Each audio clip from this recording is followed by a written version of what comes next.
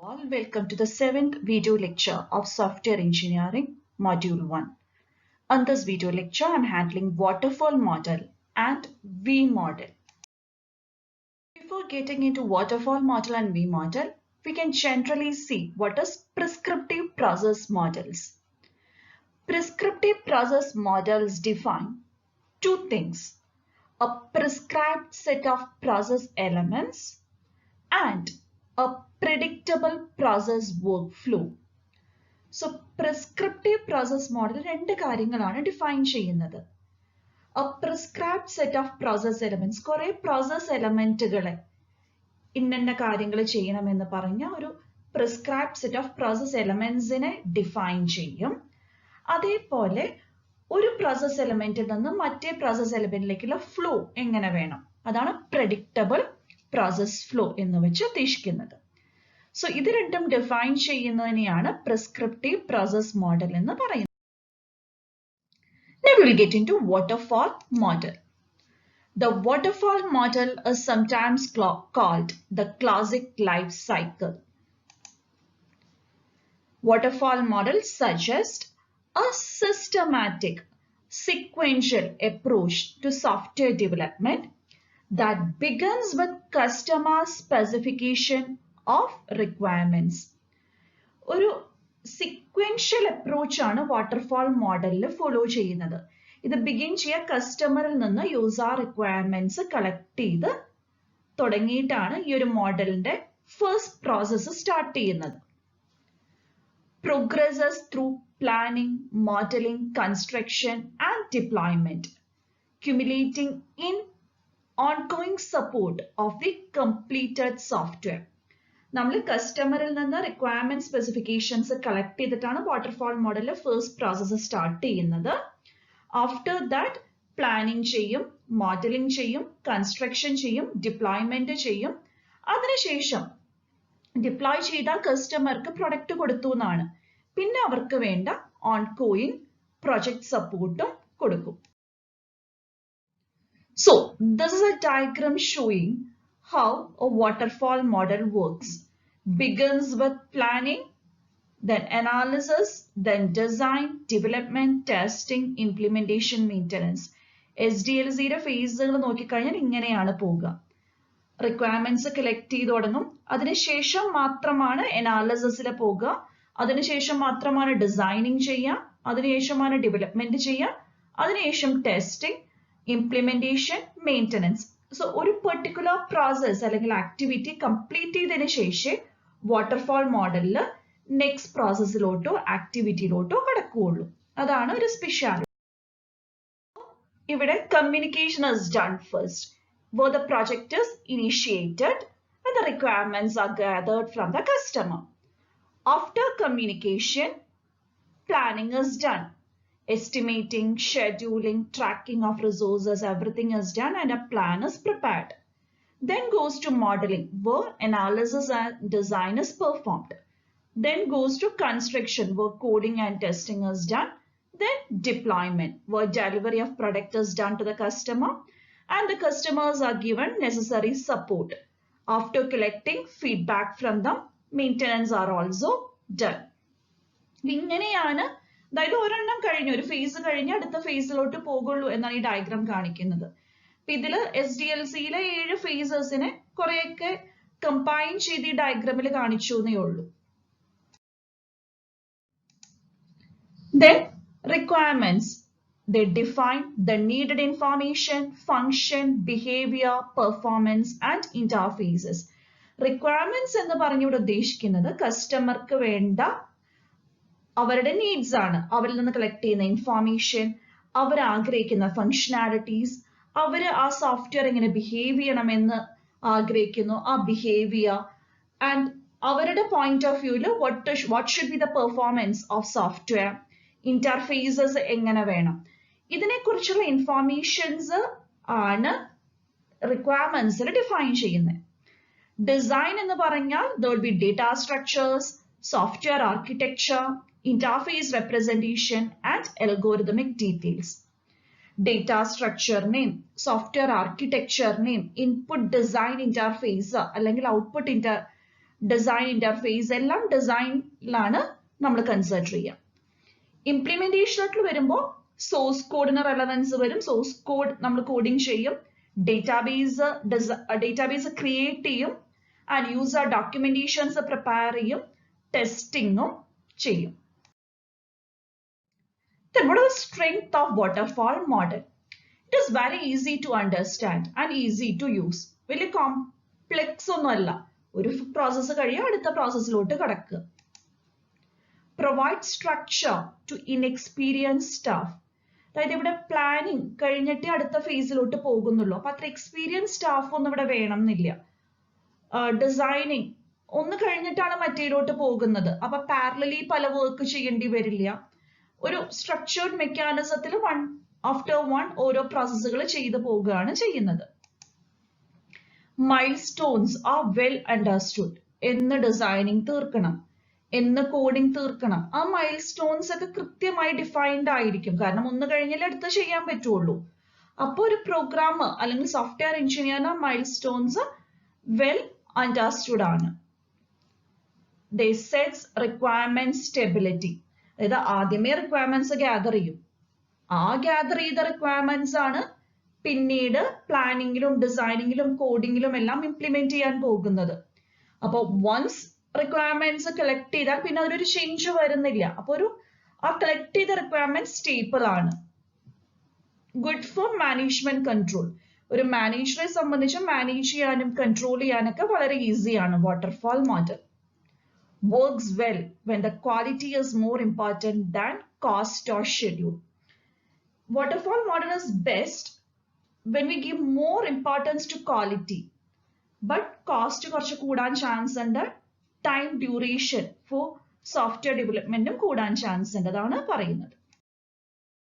Then what are the deficiencies of waterfall model? All requirements must be known upfront. ഇത് വല്ലാത്തൊരു disadvantage ആണ്. കാരണം customer ആയിട്ടുള്ള first time meeting അല്ലെങ്കിൽ നമ്മൾ ആ ഫസ്റ്റ് ഫേസ് കഴിയുമ്പോഴേക്കും 3 or 4 മീറ്റിംഗ്സ് വേണമെങ്കിൽ കണ്ടക്ട് ചെയ്യാം, അല്ലെങ്കിൽ n number of meetings conduct ചെയ്യാം. ബട്ട് അത്രയും മീറ്റിംഗ്സ് കഴിയുമ്പോഴേക്കും അവരിൽ നിന്ന് എല്ലാ റിക്വയർമെന്റ്സും ഗ്യാദർ ചെയ്തേ പറ്റൂ. കാരണം ആ റിക്വയർമെന്റ്സ് ഗ്യാദർ ചെയ്ത് കഴിഞ്ഞാൽ പിന്നെ ആ ഫേസിലോട്ട് തിരിഞ്ഞു നോക്കുന്നില്ല, പിന്നെ അടുത്ത സ്റ്റെപ്പിലോട്ട് കടക്കുകയാണ്. അപ്പൊ ഇതൊരു ഡെഫിഷ്യൻസിയാണ്. Deliverables created for each phase are considered frozen. Inhibits flexibility. നമ്മൾ നേരത്തെ റിക്വയർമെന്റ്സ് ഗ്യാദർ ചെയ്ത് കഴിഞ്ഞ് അടുത്ത ഫേസിലോട്ട് പോയാൽ പിന്നെ പ്രീവിയസ് ഫേസിലെ ഒരു ആക്ടിവിറ്റി നമുക്ക് മോഡിഫൈ ചെയ്യാൻ പറ്റില്ല. അതുകൊണ്ട് അത് ഫ്രോസൺ പോലെയാണ്. റിക്വയർമെന്റ്സ് ഗ്യാദർ ചെയ്തു, അത് നെക്സ്റ്റ് ഫേസിനെ ഹാൻഡ് ഓവർ ചെയ്തു, പിന്നെ ആ റിക്വയർമെന്റ്സിൽ ഈവൺ ഒരു സിമ്പിൾ ചേഞ്ച് വരുത്താൻ പറ്റില്ല. അതാണ് ഫ്ലെക്സിബിൾ അല്ല എന്ന് പറയുന്നത്. Can give a false impression of progress. ചിലപ്പോൾ റിക്വയർമെന്റ്സ് ഗ്യാദറിങ്ങും ഡിസൈനിങ് ഒക്കെ പെട്ടെന്ന് കഴിഞ്ഞു എന്ന് വരും, ബട്ട് കോഡിങ് പെട്ടെന്ന് കഴിയില്ല. അപ്പൊ നമ്പർ ഓഫ് ഫേസസ് നമ്മൾ നോക്കുമ്പോൾ 2-3 ഫേസ് കഴിഞ്ഞിട്ടുണ്ട്, എന്നാൽ പ്രൊജക്ടിന്റെ ഒരു 1% പോലും പ്രിപ്പറേഷനോ അല്ലെങ്കിൽ ഡെവലപ്മെന്റോ കഴിഞ്ഞിട്ടില്ല. അപ്പൊ ഒരു ഫാൾസ് ഇംപ്രഷൻ ക്രിയേറ്റ് ചെയ്യാൻ ഈസിയാണ് ഈ മോഡലിന്. Does not reflect problem solving nature of software development. Iteration of phases ഇല്ല. അതായത് ഒരു ഫേസ് റിപ്പീറ്റ് ചെയ്യുക എന്ന് പറയുന്നത് ഇവിടെ ഇല്ല. ഒരു ഫേസ് തീർന്നു എന്ന് പറഞ്ഞാൽ അത് തീർന്നു. Integration is one big bang at the end. Integration ഒരു വലിയ ബുദ്ധിമുട്ടാണ് ലാസ്റ്റ്. അതായത് ഇവിടെ ഒരു ഫേസ് കഴിഞ്ഞ് പിന്നെ മോഡിഫിക്കേഷൻസ് പോസിബിൾ അല്ലാത്തത് കൊണ്ട് തന്നെ വളരെയധികം ബുദ്ധിമുട്ടുകൾ ഫേസ് ചെയ്യുന്നുണ്ട്. Little opportunity for customer to preview the system. കസ്റ്റമേഴ്സിന് എപ്പോഴായി പ്രൊഡക്റ്റ് കിട്ടുന്നത്? ആദ്യം റിക്വയർമെന്റ്സ് സ്പെസിഫൈ ചെയ്യാം, അത് കഴിഞ്ഞ് മൊത്തം സോഫ്റ്റ്വെയർ ഡെവലപ്മെന്റ് കഴിഞ്ഞാൽ മാത്രമാണ് കസ്റ്റമർക്ക് ആ ഒരു പ്രൊഡക്റ്റ് കിട്ടുന്നത്. അപ്പൊ അവർക്ക് പിന്നെ ഒരു റിവ്യൂ ചെയ്യാൻ പറ്റുക എങ്ങനെയാണ്? ആ ഫൈനൽ പ്രൊഡക്റ്റിൽ മാത്രമാണ് റിവ്യൂ ചെയ്യാൻ പറ്റുന്നത്. ഇൻ ബിറ്റ്വീൻ റിവ്യൂ ചെയ്യാനുള്ള ഒരു ഓപ്പർച്യൂണിറ്റി ഇല്ല. When to use the waterfall model? When the requirements are well known. If the customer is very thorough with the requirements, അല്ലെങ്കിൽ കസ്റ്റമേഴ്സിന് അവരുടെ റിക്വയർമെന്റ്സ് എല്ലാം അറിയാം, അത് ഗ്യാദർ ചെയ്യലും ഈസി ആണെങ്കിൽ നമുക്ക് വാട്ടർഫാൾ മോഡൽ യൂസ് ചെയ്യാം. product definition is stable. Product definition stable ആകുന്ന സിറ്റുവേഷനിലും, അതായത് once define ചെയ്ത് പിന്നെ ചേഞ്ചസ് വരുത്താൻ പാടില്ല, അല്ലെങ്കിൽ റിക്വയർമെന്റ്സിലൊന്നും മാറ്റങ്ങൾ വരുന്നില്ല, ആ സിറ്റുവേഷനിലും we can go for waterfall model. When technology is understood, എല്ലാത്തിനെയും കുറിച്ച് ഇനീഷ്യലി ഒരു thorough knowledge ഉണ്ടെങ്കിൽ you can go for waterfall model എന്നാണ് ഉദ്ദേശിക്കുന്നത്. ടെക്നോളജിയും understood ആണെങ്കിൽ you can go for waterfall model. New version of an existing product. Already ഒരു product ഉണ്ട്, അതിന്റെ ഒരു പുതിയ വേർഷൻ ആണ് നമുക്കിനി പ്രൊഡ്യൂസ് ചെയ്യേണ്ടത്. അപ്പോൾ നമുക്ക് വാട്ടർഫാൾ മോഡൽ ഒരു ബെസ്റ്റ് മോഡൽ ആയിട്ട് വേണമെങ്കിൽ യൂസ് ചെയ്യാവുന്നതാണ്. Next is a V model, which is a modification of waterfall model. A variation on the representation of waterfall model is called the V model. Testing of product is planned in parallel with corresponding phase of development. Next slide in a diagram പറയുന്നുണ്ട്, അപ്പോൾ clear ആവും. ഓരോ face planning അല്ലെങ്കിൽ designing അങ്ങനെ ഓരോ face ചെയ്യുമ്പോഴും അതിന് parallel ആയിട്ട് അതിന്റെ ടെസ്റ്റിംഗ് ഫേസും കൂടി ചെയ്താൽ വാട്ടർഫാൾ മോഡൽ പോലെ തന്നെ, ബട്ട് ഓരോ ഫേസിനും കറസ്പോണ്ടിങ് ആയിട്ട് ഒരു ടെസ്റ്റിംഗ് ഫേസും കൂടി ആഡ് ചെയ്താൽ we can call it as a V model. The V model illustrates how verification and validation actions are associated with earlier engineering actions. ഒരു സോഫ്റ്റ്വെയർ എഞ്ചിനീയറിംഗ് ആക്ഷൻസിന്റെ കൂടെ കുറച്ച് വാലിഡേഷൻസും കൂടി ആഡ് ചെയ്താൽ നമുക്ക് അതിനെ എന്തായിട്ട് കൺസിഡർ ചെയ്യാം? കൺസിഡർ ചെയ്യാം. Depicts the relationship of quality assurance action to the actions associated with communication, modeling and early construction activities. ഇവിടെ ഓരോ കമ്മ്യൂണിക്കേഷൻ എന്ന ഫേസ് ഉണ്ട്, മോഡലിംഗ് എന്ന ഫേസ് ഉണ്ട്, കൺസ്ട്രക്ഷൻ എന്ന ഫേസ് ഉണ്ടെന്ന് കൺസിഡർ ചെയ്യാം. അതിന്റെ കൂടെ വാലിഡേഷൻസും കൂടി ആഡ് ചെയ്യാണ്. അപ്പൊ വാലിഡേഷൻസ് ആഡ് ചെയ്യുമ്പോൾ ഓട്ടോമാറ്റിക്കലി ക്വാളിറ്റി അഷ്വറൻസ് മെക്കാനിസംസ് നമുക്ക് ഇമ്പാർട്ട് ചെയ്യാൻ പറ്റും, അല്ലെങ്കിൽ ക്വാളിറ്റി അഷ്വറൻസ് മെഷേഴ്സ് വെച്ച് എസ്റ്റിമേറ്റ് ചെയ്യാൻ പറ്റും. എന്തെങ്കിലും ക്വാളിറ്റിയിൽ പ്രോബ്ലംസ് വരികയാണെങ്കിൽ അത് ആ പെർട്ടിക്കുലർ ഫേസിൽ തന്നെ അത് റിസോൾവ് ചെയ്യാനും പറ്റും.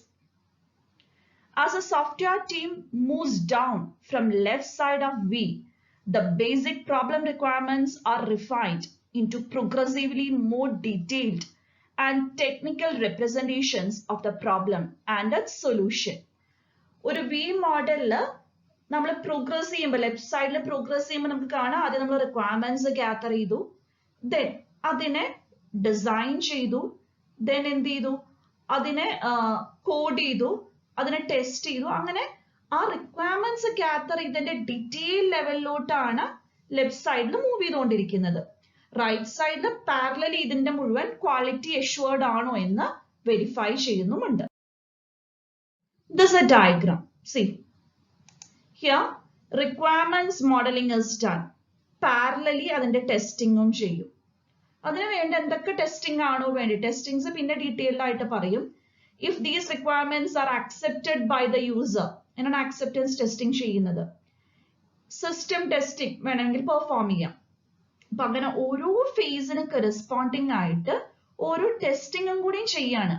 അപ്പോൾ ഇതിന്റെ ക്വാളിറ്റി ഒന്ന് അസസ് ചെയ്യാൻ പറ്റും, ക്വാളിറ്റിയിൽ എന്തെങ്കിലും പ്രോബ്ലംസ് ഉണ്ടെങ്കിൽ അത് ഇംപ്രൂവ് ചെയ്യാനും പറ്റും. അങ്ങനെ ഏത് ഫേസ് എടുത്താലും അതിന് പാരലലി എന്തെങ്കിലും ടെസ്റ്റിംഗും കൂടി ചെയ്യുന്നുണ്ട്. അതിനെയാണ് വി മോഡൽ എന്ന് പറയുന്നത്. ആക്ച്വലി വാട്ടർഫാൾ മോഡൽ പോലെ തന്നെയാണ് പോകുന്നത്. ഒരു ഫേസ് കഴിഞ്ഞ് അടുത്ത ഫേസിലോട്ട് പോവുള്ളൂ, ബാക്ക് ട്രാക്കിങ്ങോ ഐട്രേഷനോ ഒന്നുമില്ല. ബട്ട് ഇവിടുത്തെ ഒരു ഗുണം, after each and every phase അല്ലെങ്കിൽ ആ ഫേസ് കംപ്ലീറ്റ് ചെയ്തു എന്ന് പറയുന്നതിന് മുൻപ് അതിന് വേണ്ട കറസ്പോണ്ടിങ് ടെസ്റ്റുകളും പാരലലി ചെയ്യുന്നുണ്ട്. അപ്പോൾ വാട്ടർഫാൾ മോഡലിനെയും കുറച്ചും കൂടി ക്വാളിറ്റി ഓറിയന്റഡ് പ്രോഡക്റ്റ് ഡെവലപ്പ് ചെയ്യാൻ വി മോഡൽ വെച്ച് പോസിബിൾ ആണ്. So what are the V-shaped steps? First one, project and requirements planning. ഇവിടെ യൂസറിൽ നിന്ന് റിക്വയർമെന്റ്സ് ഗ്യാദർ ചെയ്യും, അതേപോലെ പ്രൊജക്ടിനെ കുറിച്ചൊരു വെൽ ഡിഫൈൻഡ് പ്ലാൻ പ്രിപ്പയർ ചെയ്യും. ആ സമയത്ത് ആ പ്രൊജക്ടിന് വേണ്ട റിസോഴ്സസ് എല്ലാം എലോക്കേറ്റ് ചെയ്യും. ഇത്ര ഹാർഡ്വെയർ വേണമെങ്കിൽ അത്ര ഹാർഡ്വെയർ റിക്വയർമെന്റ്സ് എലോക്കേറ്റ് ചെയ്യും, സോഫ്റ്റ്വെയർ റിക്വയർമെന്റ്സ് എല്ലാം എലോക്കേറ്റ് ചെയ്യും. Next, product requirements and specification analysis. ആ സോഫ്റ്റ്വെയർ പ്രൊഡക്റ്റിന് വേണ്ട റിക്വയർമെന്റ്സും സ്പെസിഫിക്കേഷൻസും എല്ലാം പ്രിപ്പയർ ചെയ്യുക. Architecture or high level design, ഒരു ഓവറോൾ സോഫ്റ്റ്വെയർ ഫംഗ്ഷനാലിറ്റീസിനെ കുറിച്ച് ഒരു ഓവറോൾ ഡിസൈനിങ് ചെയ്യുക. Then detailed designing, develop algorithms for each architectural component. ഓരോ ചെറിയ ചെറിയ മൊഡ്യൂളിനും വേണ്ടിയിട്ട് ഡീറ്റെയിൽഡ് ആയിട്ട് ഡിസൈനിങ് ചെയ്യാം. പിന്നെ കോഡിംഗ് ആണ് ഒരു step. Transform algorithms into software. Detailed ഡിസൈനിൽ ഓരോരോ അൽഗോരിതംസ് നമ്മൾ ഡെവലപ്പ് ചെയ്തിട്ടുണ്ട്, അതിനെ സോഫ്റ്റ്വെയർ ആയിട്ട് കൺവേർട്ട് ചെയ്യുക അല്ലെങ്കിൽ പ്രോഗ്രാം കോഡായിട്ട് കൺവേർട്ട് ചെയ്യുക. Next production, operation and maintenance. Software production ചെയ്യുക, അത് ഓപ്പറേറ്റ് ചെയ്യുന്നുണ്ടോ നോക്കുക, അത് കഴിഞ്ഞ് അത് ഡിപ്ലോയ് ചെയ്ത് കൊടുക്കും. ഡിപ്ലോയ് ചെയ്ത് കഴിഞ്ഞാൽ മെയിൻ്റനൻസും ചെയ്യണം. അവർ പറയുന്ന മോഡിഫിക്കേഷൻസ്, കറക്ഷൻസ് എല്ലാം ചെയ്തു കൊടുക്കുക. ദെൻ പല ടെസ്റ്റിംഗ് ചെയ്യണം. അതിൽ ഫ്യൂ സിസ്റ്റം ആൻഡ് ആക്സെപ്റ്റൻസ് ടെസ്റ്റിംഗിലാണ് യൂസർ റിക്വയർമെന്റ്സ് മീറ്റ് ചെയ്യുന്നുണ്ടോ നോക്കുക, അല്ലെങ്കിൽ ഓവറോൾ ആ പ്രോജക്റ്റ് എങ്ങനെയാണ് എക്സിക്യൂട്ട് ചെയ്യുന്നതെന്ന് ടെസ്റ്റ് ചെയ്യുക. Then module by module test ചെയ്യുന്നതാണ് യൂണിറ്റ് ടെസ്റ്റിംഗ്. ഈ മൊഡ്യൂൾസിനെ എല്ലാം ഇന്റർ കണക്ട് ചെയ്തിട്ട് പ്രോപ്പറായി എക്സിക്യൂട്ട് ചെയ്യണ്ടോ നോക്കുന്നതാണ് ഇന്റഗ്രേഷൻ ടെസ്റ്റിംഗ്. സോ ഇതെല്ലാമാണ് വി മോഡലിലെ few step. Then what are the strengths of V-shape model? It emphasizes planning for verification and validation of the product in early stages of product development. And architecture നോക്കിയാൽ അറിയാം, ഓരോ ഫേസിനും parallel ആയിട്ട് എന്തുണ്ട്, ഒരു validation checking അല്ലെങ്കിൽ verification checking ഉണ്ട്. So early face തൊട്ട് ഇങ്ങനെ ചെയ്യുന്നത് കൊണ്ട് പ്രൊഡക്റ്റ് ക്വാളിറ്റി വളരെ ഇംപ്രൂവ് ചെയ്യാൻ പറ്റും. അതൊരു സ്ട്രെങ്ത് ആണ്. Each deliverable must be testable. Each and everything test ചെയ്യാണ്. Project management can track progress by milestones. ഇവിടെ പ്രൊജക്ട് മാനേജർക്ക് പ്രൊജക്ടിന്റെ പ്രോഗ്രസ് മൈൽസ്റ്റോൺസ് വെച്ച് ട്രാക്ക് ചെയ്യൽ ഈസിയാണ്. It is easy to use and implement. And what are the weakness? Do not easily handle concurrent events. പലതും നമുക്ക് designing ചെയ്യാം, test ചെയ്യാം എന്നൊക്കെ പറയാമെങ്കിലും പലതും കൺകറന്റ്ലി ചെയ്യൽ അത്ര ഈസി അല്ല. Does not handle iterations or phases. ഇവിടെയും വാട്ടർഫാൾ മോഡലാണ് ബേസിക് മോഡലായിട്ട് വരുന്നത്. ഒരു ഫേസ് കഴിഞ്ഞിട്ടാണ് അടുത്ത ഫേസിലോട്ട് പോകുന്നത്, അപ്പൊ ഐട്രേഷൻസ് ഒന്നും ഇല്ല. Do not easily handle dynamic changes and requirements. ഇവിടെയും യൂസർ റിക്വയർമെന്റ്സ് ഫസ്റ്റ് ഫേസിൽ കളക്ട് ചെയ്യാണ്, പിന്നീട് ഒരു ചേഞ്ചസ് അഡാപ്റ്റ് ചെയ്യൽ ഈസി അല്ല.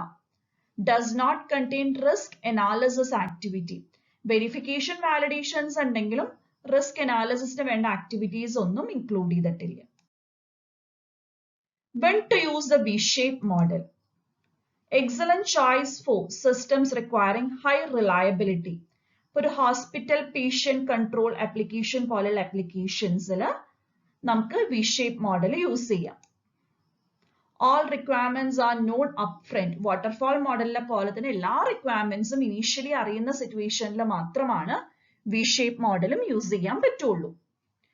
When it can be modified to handle changing requirements beyond analysis phase. ഒരിക്കലും ആ ഫസ്റ്റ് ഫേസിന് ശേഷം കാര്യമായ മോഡിഫിക്കേഷൻസ് ഒന്നുമില്ല. അത് റിക്വയർമെന്റ്സ് ഇനീഷ്യലി എല്ലാം അറിയാം, പിന്നെ കാര്യമായ മോഡിഫിക്കേഷൻസ് ഒന്നും ഇല്ലാത്ത സിറ്റുവേഷനിലാണ് നമ്മൾ V-shape മോഡൽ യൂസ് ചെയ്യുക. Solution and technologies are known. നമുക്ക് സൊല്യൂഷൻസും ടെക്നോളജീസ് ഒക്കെ പ്രയർ ആയിട്ട് അറിയുന്ന സിറ്റുവേഷനിലാണ് V-shape മോഡൽ യൂസ് ചെയ്യുക. ഇത് ഓൾമോസ്റ്റ് വാട്ടർഫാൾ മോഡൽ എവിടെയൊക്കെ യൂസ് ചെയ്യണോ അവിടെ തന്നെയാണ് V-shape മോഡലും യൂസ് ചെയ്യാൻ പറ്റുക. Why does a waterfall model sometimes fail? Waterfall മോഡലും അതിന്റെ ഒരു മോഡിഫിക്കേഷൻ ആണ് V-shape മോഡലും. അത് ഏതൊക്കെ സിറ്റുവേഷനിലാണ് ഫെയിൽ ആകാൻ ചാൻസ് ഉള്ളത് എന്നാണ് പറയുന്നത്. Real projects rarely follow sequential flow that the model proposes. Although the linear model can accommodate iteration, it does so indirectly. ഒരു റിയൽ പ്രൊജക്റ്റിൽ സീക്വൻഷ്യൽ ഫ്ലോ എന്നുള്ളത് പ്രാക്ടിക്കലി നമുക്ക് ഇംപ്ലിമെന്റ് ചെയ്യൽ ഈസി അല്ല. എത്ര നന്നായി റിക്വയർമെന്റ്സ് ഗ്യാദർ ചെയ്താലും അതൊക്കെ മോഡിഫൈ ചെയ്യേണ്ടി വരും. യൂസറുടെ നീഡ്സ് ഡേ ബൈ ഡേ മാറാൻ ചാൻസ് ഉണ്ട്.